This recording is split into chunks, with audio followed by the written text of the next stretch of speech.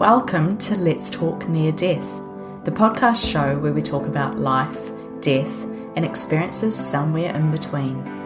My name is Kirsty Salisbury, the host of the show, and I welcome you to join me as I talk to everyday people with not so everyday experiences.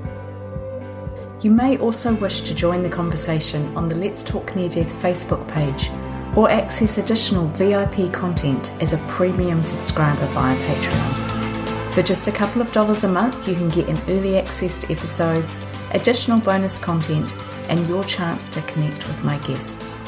To do so, simply visit patreon.com/Kirsty Salisbury. Let's talk near death. I remember leaving the party, crashed into a tree, and I was out of my body looking down. There was a lot of white light. I was all in the white light. Behind me there was a giant being, and then like a little being. The little being said to me, "You have to go back, your father wants you to stay." I went back into my body and then woke up 3 days later. Welcome back to the Let's Talk Near Death podcast. Today I'm joined by Dr. Laurence Brock, who had a near-death experience following a car accident in 1976. During this experience, he came out of his body and he started on a long spiritual awakening. When he woke up 3 days later in hospital, he had healing abilities and life became about connecting with Source and to serve others. Today, Laurence has a doctorate in spiritual science and is helping others to heal. So Dr. Laurence Brock, welcome to Let's Talk Near Death. It's fantastic to have you here. Thank you. Thank you for inviting me. It's a pleasure. Tell us a little bit about your near-death experience. How did this all come to be? How did this take place? Well, I was in my early 20s. I was living in Longmont, Colorado in the United States. And I came back east to visit my parents. I drove back with a friend of mine who also grew up in the area I grew up in, and we went to a party that night, and I was drinking and doing other mind-altering substances, and it's kind of funny in a strange way because the girl who was having the party I thought was kind of cute, and I was a little drunk, and I felt like, I sort of stretched it, saying I couldn't drive so I could leave my car there, mostly so I could go back the next day and talk to the girl who was having the party. Yeah. In the meanwhile, I got a little bit higher without really thinking about it. And so almost back to my parents' house, I realized my sister needed the car the next day. So I went back to the party to get the car. And I remember leaving the party, but I don't remember anything after that until I was out of my body. So apparently I'd crashed into a tree and I was out of my body looking down. My body was against the tree. There was a policeman leaning over me. I assumed he took me out of the car, but I didn't see that part of it. It was more of a kinesthetic experience where I just felt this wonderful energy and love, and just like it just seemed like everything was so all right in a way, like everything was all right, It seemed like there was just a connection and a knowing that I'm still, all these years later, I'm trying to figure out the exact words to explain it. And it's funny, but when I say that to people, they go, "Oh, they get it," because it's too big to really explain. After there was a lot of white light. I was all in the white light. Behind me, my sense, I didn't look that way, but behind me there was a giant being, and then like a little being.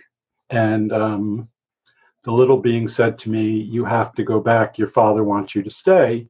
And without thinking about it, because everything was perfectly fine, I went back into my body and then woke up 3 days later in the hospital. I do remember very specifically the nurse saying to me it was touch and go. I assumed I was very close to dying, and the neurologist, I still remember the look on his face because he had this impish look on his face. He was smiling, saying, "You are lucky," and like indicating you're lucky that that you made it. In those days, patients' rights were very different. So the doctor didn't tell my parents anything, didn't tell me anything about what happened really, except for that I needed to go see the neurologist from time to time for a while to be checked on. Mm. Wow, what an experience. Are you okay today? Pardon me? Are you okay today? My body, luckily, my genetics are really good and I'm very healthy, but there are things, people don't notice it, but if you look closely, there's a scar that goes all the way back to my head. Luckily, being a man, having a scar like that, it sort of just blends in. And but on the last few years, I've noticed along that line, there's tender spots, and I had never noticed it before that. I also tend to get problems on the right side of my body, which was definitely more damaged during the accident. I don't know if it's related, but it seems like it is to me. Probably quite likely, isn't it? So the near-death experience, you're in the car accident, you don't know that you've had a car accident. So your first memory is being in the white light looking down on your body. Is that correct? Yes. You don't remember coming out of your body? Nope. No. It's an interesting thing because you're looking at your body, but were you aware that that was you? How connected to what was going on were you? I knew that it was me, but it wasn't like, oh, even though I saw my head and the car was smashed, I didn't feel at all like anything was wrong. It was just like everything was okay, in perfect order. Looking at it from a very spiritual perspective, everything was fine. Yeah. Yeah, wow. And were you afraid at all? No. No? Like, just imagine everything, every worry not there, every concern about anything, just understanding every little thing. I really liked math, and I still do, but it was sort of like just the perfect math equation where everything was in the proper order. And the universe was fine, the world was fine, everyone was good. I love this. Yeah. I had a very similar experience with my one that I felt like everything was perfect. Everything was great. And yet when you looked at the situation, there was very little, like on a human point of view, there wasn't a whole lot that was great. But I was like, everything is perfect. This is just ideal, because I feel along knowing that this was part of my life, what I had to go through. So did you feel a part of that as well? That this was part of a plan, a bigger picture, and that everything was okay and this was meant to happen? Not really. It's almost like what you're like, to me, it was even sort of beyond that. Like, there didn't need to be a plan. And you're asking about that. It was just like everything is good. There's almost like there's nothing else. And it's funny because I want to say a few months ago, but I think it was last winter, a friend of mine who had been sick for a long time passed away. And I knew her from the time she was very young, and I was really good friends with her brother growing up. And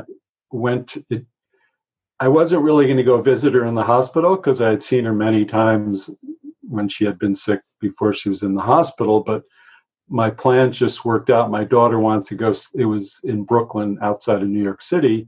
My daughter wanted to go see a show with with kids and some other grown-ups, and I didn't want to go. So I took her into Manhattan, and I had a few hours, and it just worked out. Oh, I could take the subway to Brooklyn and go see this woman. And it was pretty interesting because I could see how it was, the spiritual part where it was really perfect. But everyone else around her was like almost willing her to stay alive. And she was like afraid. And she was very weak. And her mother didn't want me to stay there because there was only a certain amount of passes in the hospital. So her mother wanted all relatives to be there. But from this place of like barely being able to move, she grabbed my arm and said, "Stay," and just wanted me to stay there with her. And during that time, she just became peaceful inside about basically transitioning to that, better place. And it was kind of cool. And then, yes, she definitely passed away from the physical level that, later that day. And a friend of ours said she had seen her that day and said, "Oh, she's really doing bad." And I said, "No, she's really doing good. She's really getting ready to transition." And it was such an honor to be able to be there. And she asked me to work on her, do some of the energy healing I do. And then she sort of fell asleep, and I could just see, that part, her soul starting to, basically leave her body and everything. So it was great. Oh, wow. That's again, there's part of it that's, who am I? It's, you shouldn't be smiling or happy about stuff like that. But, there's the spiritual part that's really quite magnificent and majestic. And like, I can't even put my arms out enough to say how big and wonderful it is, So. Yeah. Oh, that's beautiful. Gosh, that opens up so many segues that we go down, because I do question why we strive to keep people alive. I think it's a fear of us here, but you're talking much more of a spiritual point of view. Yes. So can you share with us, you said that you came back with some healing abilities. So when you woke up 3 days later in the hospital, you had these abilities. Were they anything that you were aware of beforehand? And can you tell us a little bit about what they involve and what they entail? I can. I was aware of some of it beforehand. And even after, it wasn't like nowadays people have a reference for what it is. Like you can look online. I had never even heard of a near-death experience. And back then, I really wouldn't tell anyone, or pretty much anyone, what I experienced. But so I had some things. The one thing I know that happened, and sometimes I wonder if I see other beings around and I don't even notice it, because sometimes they look so real. I mean, so physical.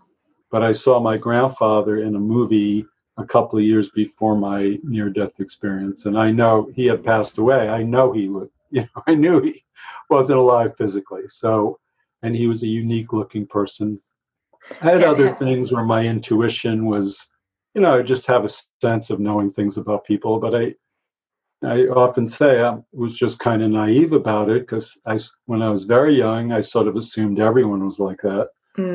As I got older, I didn't even think of it, and sometimes I know things more than the person themselves. Like I can see, people are in touch with different parts of their consciousness, and sometimes they're not in touch with their unconscious or their subconscious. It was a slow discovery. I just started discovering more things that I was doing. One, I noticed my hands became warm when I would touch people. And anytime I tried to help someone feel better physically, it happened very quickly.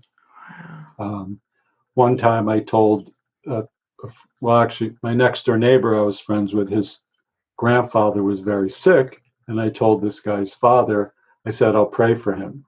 And I did, and I felt something happen. And I mean, I felt something happen.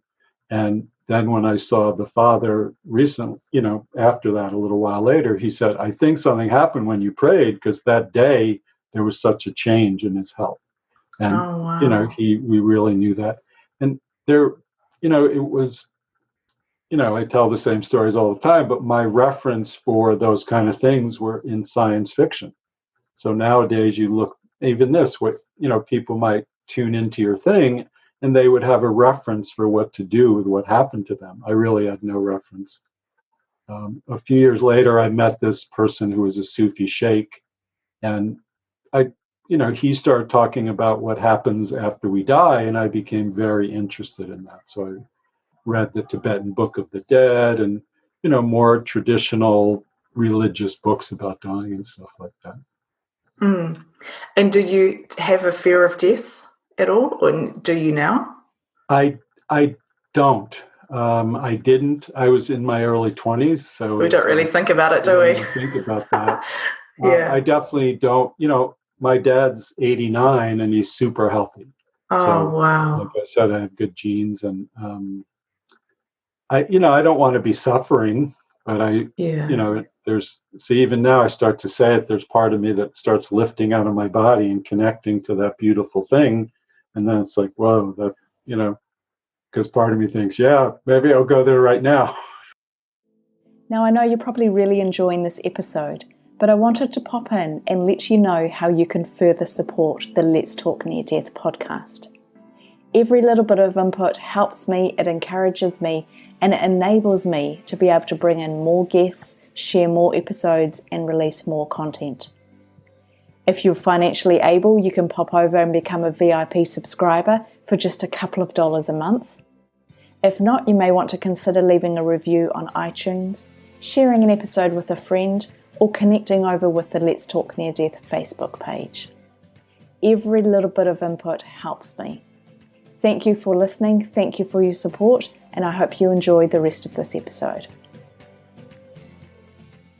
You talked about how you offered to pray for somebody and that they made a difference and that you feel your hands getting warmer. Yeah. So are you happy to share a little bit around what your spiritual beliefs are? Do you believe in a particular belief system? What are your thoughts there? Well, I believe in I do. Well, I don't know. It's always interesting to answer that because there are spiritual beings. Pretty much all the saints from all the religions are real, and they are there. To me, but so I don't. I was born Jewish. I also, when I met the Sufi Sheikh, who's Islamic, I learned a lot about Islam. I've also learned a lot about Christianity, and those are the ones I know the most. But I've studied Hinduism, Buddhism. Buddha's a spiritual, all these spiritual masters. And as I'm talking, there's all these beings coming around to support this, which is cool. So, but I do think that Jesus Christ is sort of the head of the triangle on the planet at this time. And that doesn't mean anything less of anyone else. And, when I work with people, especially if they're stuck, it usually one tradition or another, but it's not even the tradition, it's one master or another. So there are masters in the Jewish, Abraham is a very high master, Buddha, very high master, all the, so sort of, but no, again, I don't even know how to put these things into words. So it's open to this thing. And when someone says, oh, it's only this, that's not what I experienced. It's sort of all the religions put together. But even I talk about Islam, it's not about killing people and doing, Islam is the real heart of it is an incredibly loving tradition. So is Christianity, so is Judaism. So is, Hinduism and Buddhism and all the others. I really like the way that you've worded that, because what I've learned from doing these interviews and from the many, many people that I've talked to, and even from my own experiences, what it comes back to is any one belief system is too restrictive for what we've experienced. Yeah. It's like we can't actually limit what we've experienced and what we believe from our experience into one set belief system. So I really love the way that you've worded that. As you were talking there and you were saying, oh, there's all these beings and people coming around you to support this conversation. Yeah. Do you physically see them, or how does that work for you? Well, there's these things I'm seeing them in the air. They're sort of opaque-ish. Sometimes, like when I see people that passed away, they look as solid as real physical people. Sometimes it is just seeing things in my internal vision. So, but I've learned that they're real, because sometimes things, when I do healing, something happens. It is really amazing, and it's very cool. Can you connect with them? Can you communicate in any way? I think the answer is yes, but I'm not sure what you mean. A lot of times it's not so specific as this just movement of even that. There's like this, a lot's happening now. My heart's just really moving and opening up. And sometimes I do get very specific information about people. A lot of times it's a general movement of where they should be at or where they could be at. And it's sort of like within what their destiny or their karma or whatever you would call that, there's a range of things that could be within there, and they might be in the most unpleasant one, and they could be in a more pleasant one, even though it's on the same path. It's a little bit different in how to get them there. I say sometimes, a lot of times I get very specific information about people. Sometimes the silliest little thing of, I can't even think of something, but people are talking, and I mean, I'm trying to think of telling different stories in other interviews, but one time there was this thing about ice cream, and there's a voice that talks to me. I don't know who the voice is from, and that is frustrating. But a lot of times I don't know who's helping me. I don't know the names of them, actually. So, but this voice starts to say ice cream, and I was talking to a woman, nothing to do with ice cream. There would be no way to connect what I was talking to her about with ice cream, and the voice just says ice cream. Then ice cream, then it says ice cream, and then it says, just say ice cream, just say ice cream. And, usually I've learned to listen before that. So I said to the woman, I said, excuse me, I'm being told to talk to you about ice cream. And she just sort of started laughing and crying at the same time because she had a fight with her boyfriend about ice cream in the morning. Oh, wow. Wow. It's kind of a fun, cute little story. Yeah, that is really cute. I love that. And so does this happen quite a lot where you get voices or words for people? Yes, it comes in different ways of sometimes seeing things in my inner vision. Sometimes it's just like knowing something. Sometimes it is hearing something, yes. And that's come about since your experience? Yeah, and some of it is I studied with a lot of people. I often say the one thing that really happened, I needed to be on a spiritual path after that. Just like everything is about that, every interaction with everyone, even, I'm a parent, my parenting is about that. Everything is really this wonderful thing in everyone. It's like, you got to support that. And you got to, there's something about, and then there's a super wonderful thing over there that I would call God that people are trying to connect to. And there's just this movement in me and being around me that gets people to do that. Yeah. Oh, that's beautiful. Yeah. I can't help but ask because my mind just keeps hanging in there with this question. You said you saw I think it was your grandfather in a movie. Grandfather, yes. Yeah.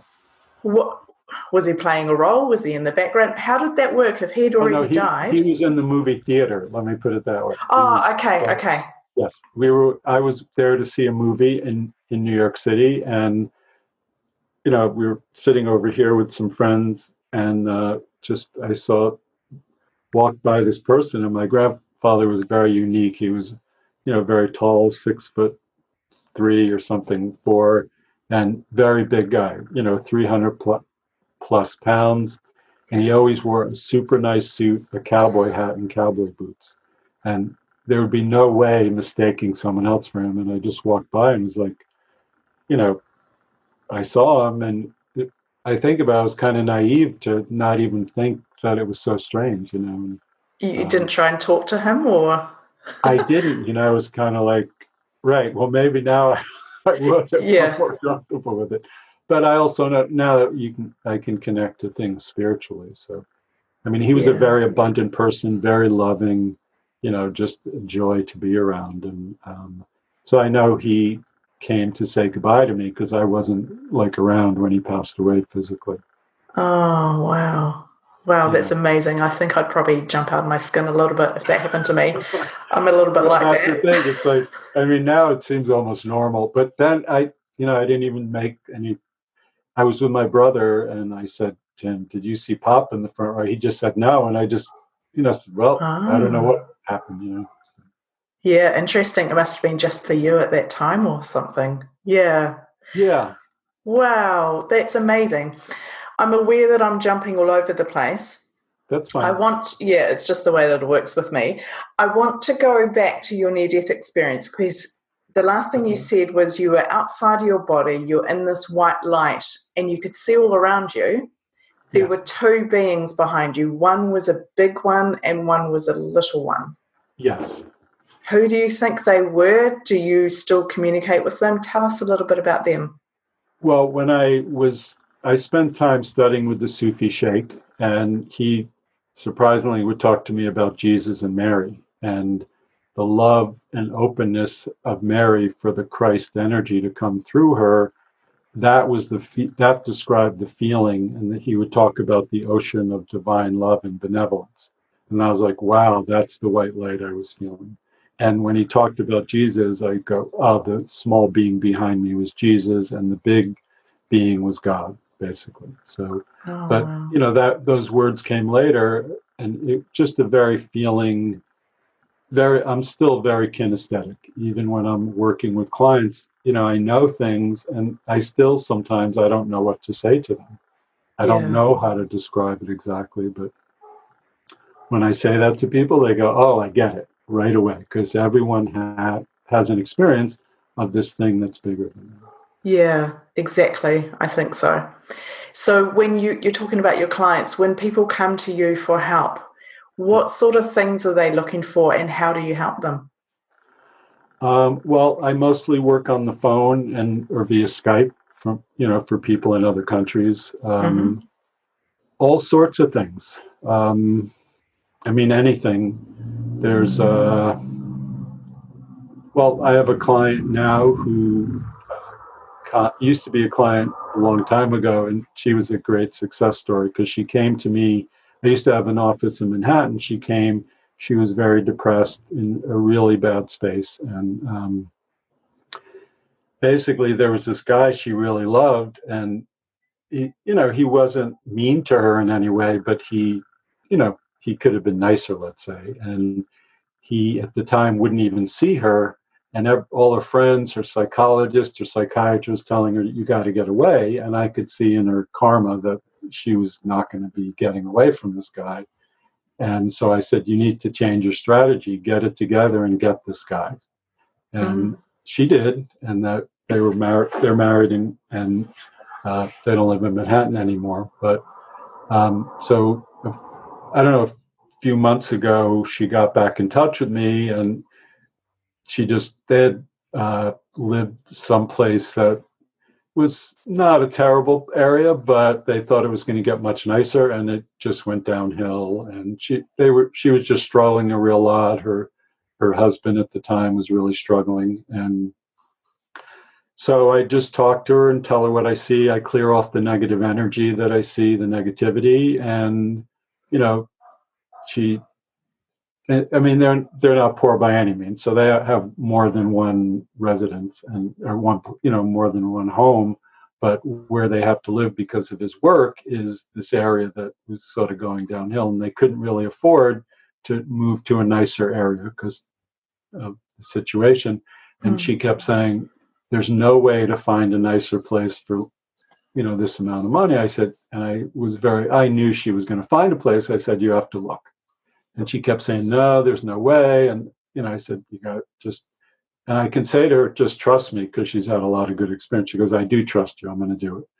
She happened to meet some realtor who happened to some guy needed to rent out his place. And, for basically they moved to a much nicer place that was cheaper than this place.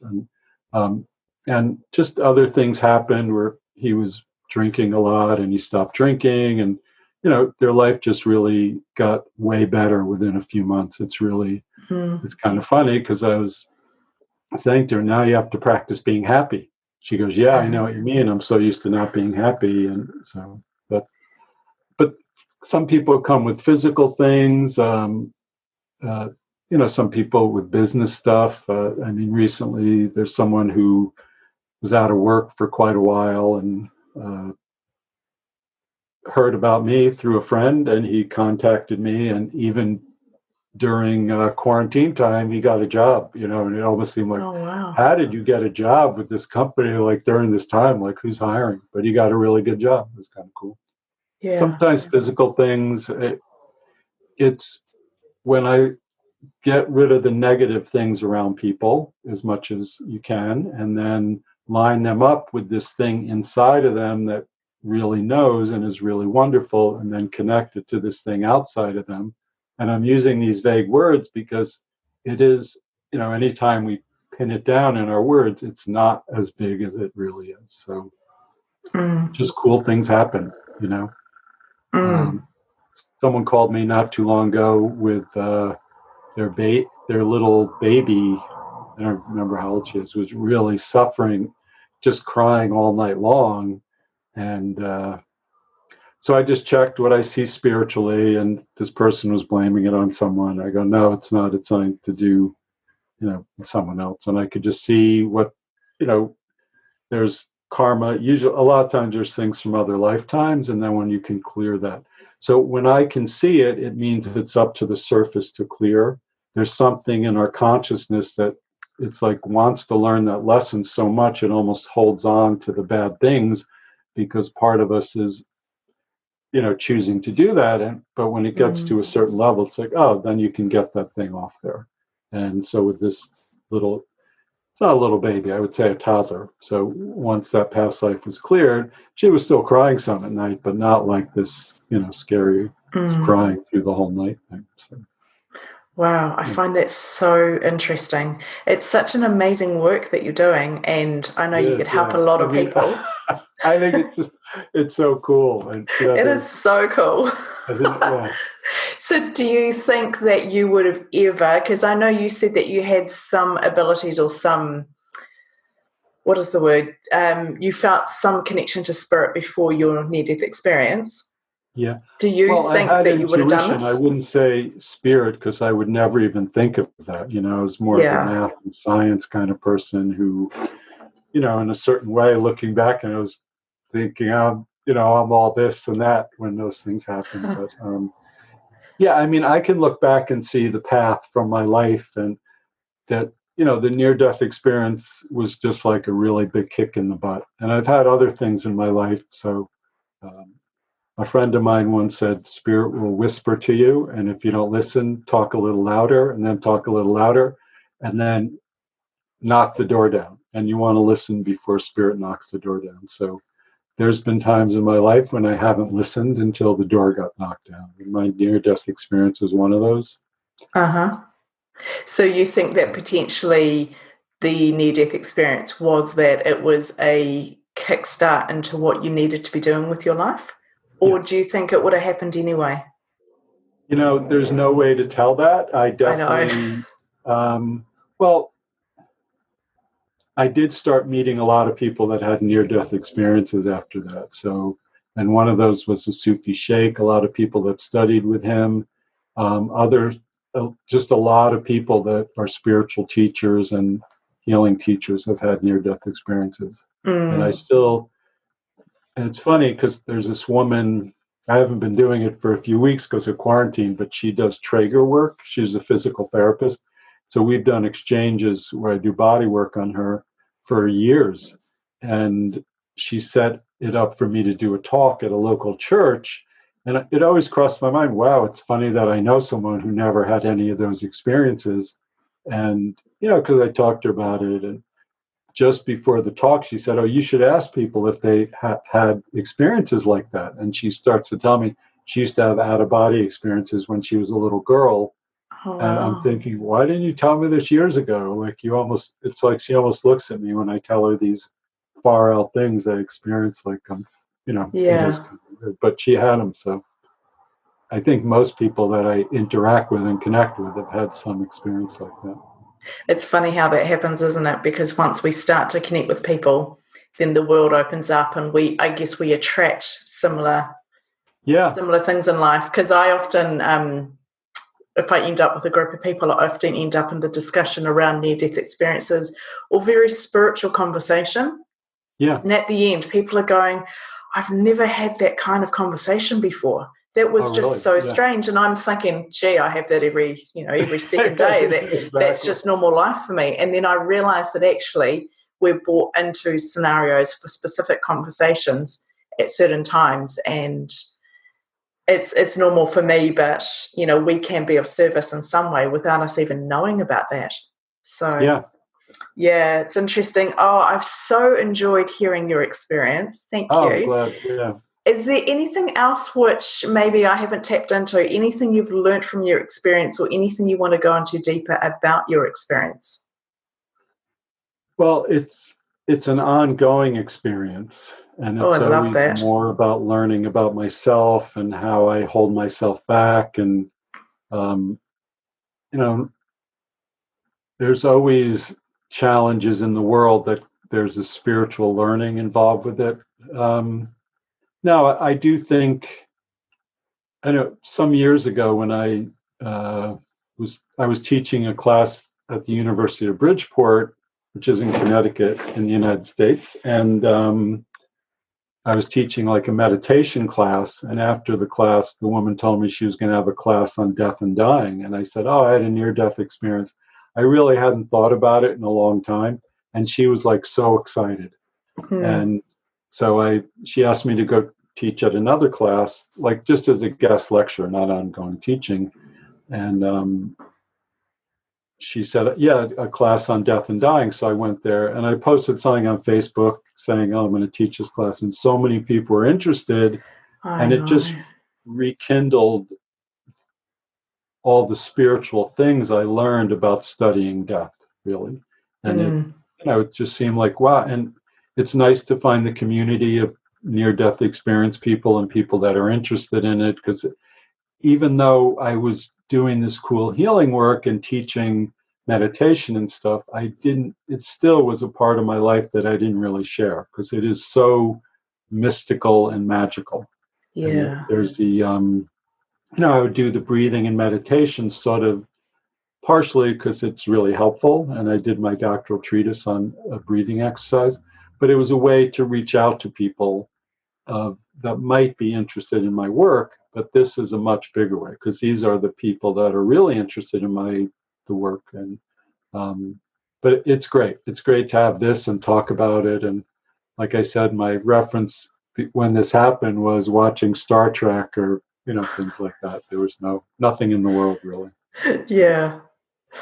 Oh, I love it. That's just beautiful.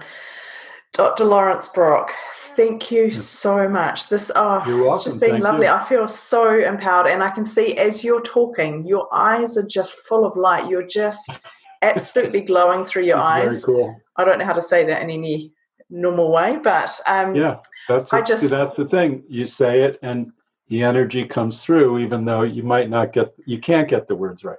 Exactly, there are no words. The caring and that thing that just like, it's even I do this with my arms. It's like, oh, this lovely, wonderful experience starts to happen. Yeah. That's beautiful. I've so enjoyed this. We will definitely put your links into the notes if anybody's listening, which I'm sure people will want to get in touch and understand more, great. Especially since you can do it via Skype while we're all in lockdown or quarantine. But again, thank you for your time, your openness. You're welcome. Wow, that was beautiful. Thank you. Thanks for joining me on this episode of the Let's Talk Near Death podcast show. If you've enjoyed it, please share it with your friends, tell people about it. I'd love to get these messages out there. Don't forget you can also pick up your VIP access pass for additional content at patreon.com/Kirsty Salisbury. You can connect with us via the Let's Talk Near Death Facebook page, and I look forward to catching you for another episode soon.